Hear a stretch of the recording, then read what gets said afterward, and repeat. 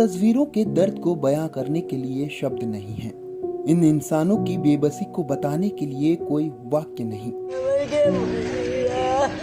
और ना ही इनके आंसुओं का दर्द बताने की हिम्मत हो रही है।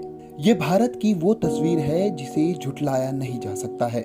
दिल्ली, यूपी से लेकर महाराष्ट्र तक पूरे देश से आ रही तस्वीरें भयावह हैं। आखिर ऐसी स्थिति क्यों है, इस पर भी कोई सरकार से सवाल नहीं कर पा रहा है। भारत में कोरोना की दूसरी लहर से हालत इतने खराब हो गए हैं कि अब कोरोना के लिए अस्पतालों के बेड, ऑक्सीजन और जरूरी दवाओं के लिए मारामारी करनी पड़ रही है। अगर जान बच भी गई तो ठीक, और नहीं बची तो फिर शमशान और कब्रिस्तान में जगह की असली लड़ाई लड़नी पड़ रही है। यहाँ तक कि शवों को कंधा देने के लिए 4 से 5 हजार रुपए की डिमांड की जा रही है। आखिर में जिसकी जितनी हैसियत है उस हिसाब से डील लॉक हो रही है। इतना सब होने के बाद भी लोकतंत्र का चौथा स्तंभ कही जाने वाली मीडिया आंखों पर पट्टी बांधे बैठी है कि आखिर ऐसी स्थिति क्यों आई। बस सिस्टम के नाम पर प्राइम टाइम शोज को जैसे तैसे निपटाया जा रहा है। लेकिन इन सब के बीच 7 समंदर पार विदेशी मीडिया ने भारत की असली तस्वीर दिखाई है। पूरी दुनिया को मोदी सरकार की वो तस्वीर दिखाई है जो अब तक न जाने क्यों अपने ही देश में छिपाई जा रही थी, या यूं कहें कि दबाई जा रही थी। विदेशी मीडिया मोदी सरकार को कटघरे में खड़ी कर रही है और भारत की मौजूदा स्थिति के लिए जिम्मेदार बता रही है। कल तक जिस ऑक्सीजन की सिर्फ चर्चा भारत के कुछ राज्यों में हो रही थी, आज विदेशी मीडिया में भारत, ऑक्सीजन और बेड छाए हुए हैं। बड़े बड़े अखबारों की हेडिंग भारत की बद से बदतर होती स्थिति को लेकर है। बात ब्रिटेन के अखबार द गार्जियन की करें तो इस अखबार ने भारत में कोरोना बने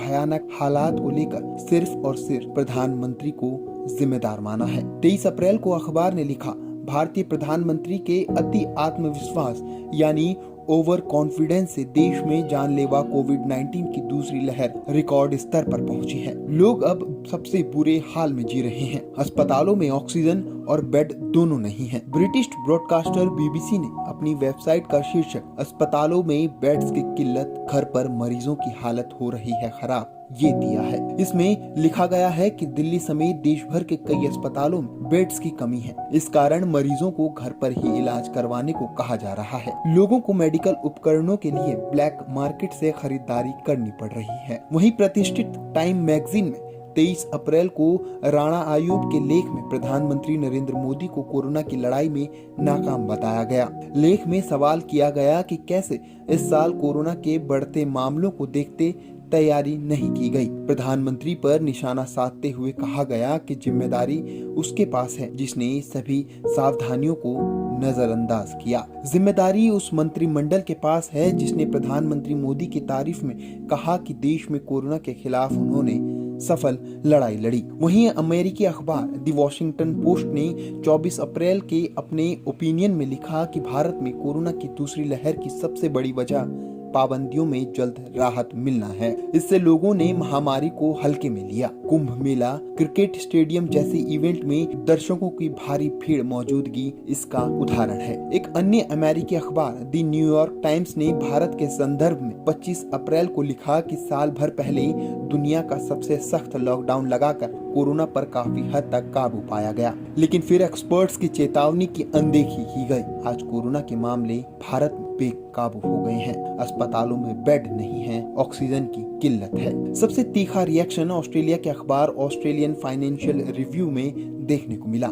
आपको बता दें, कार्टूनिस्ट डेविड रोव ने एक कार्टून में दिखाया कि भारत देश जो कि हाथी की तरह विशाल है, वह मरने वाली हालत में जमीन पर पड़ा है। प्रधानमंत्री नरेंद्र मोदी उसकी पीठ पर सिंहासन की तरह लाल गद्दी वाला आसन लगाकर बैठे हुए हैं। उनके सिर पर तुर्रेदार पगड़ी है और एक हाथ में माइक है। वो भाषण वाली पोजीशन में है। यह कार्टून सोशल मीडिया पर तेजी से वायरल भी हो रहा है। बहरहाल सरकार पर कोई अंगुली उठाए ये तो प्रधानमंत्री को पहले से ही नापसंद है। यही वजह है कि ऑस्ट्रेलिया अखबार में भारत के कोरोना हालात पर छपी रिपोर्ट पर भारतीय उच्चायोग ने आधारहीन बताकर फटकार लगाई है।